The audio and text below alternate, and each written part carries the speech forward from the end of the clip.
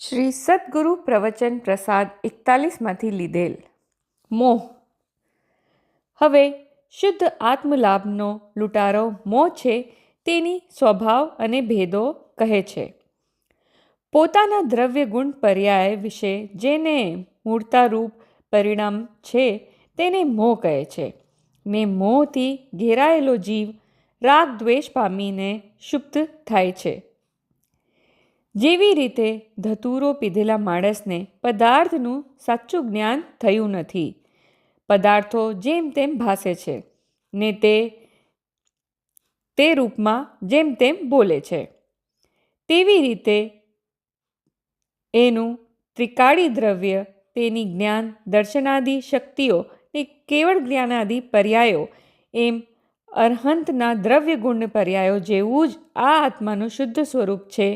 એવું જે જીવને જ્ઞાન નથી તે મોહથી ઢકાઈ ગયેલો છે.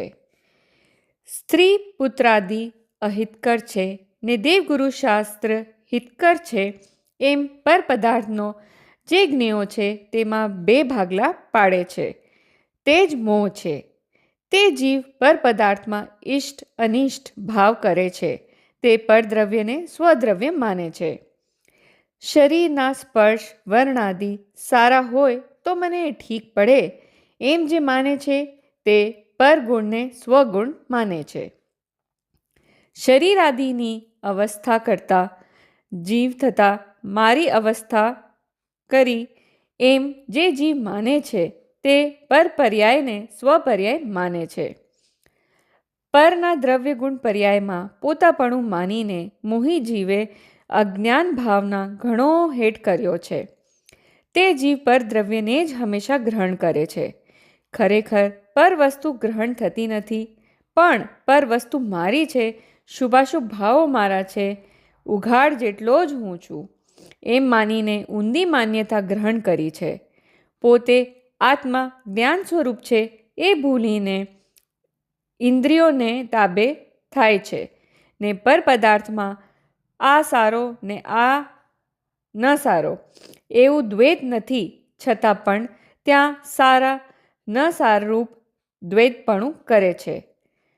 અનંત જ્ઞેયો હોય તો પણ એક સરખી રીતે જણાવવાનો જ્ઞેયોનો સ્વભાવ છે ને તે જ્ઞાતાનો સ્વભાવ પણ એક જ પ્રકારે જાણવાનો છે.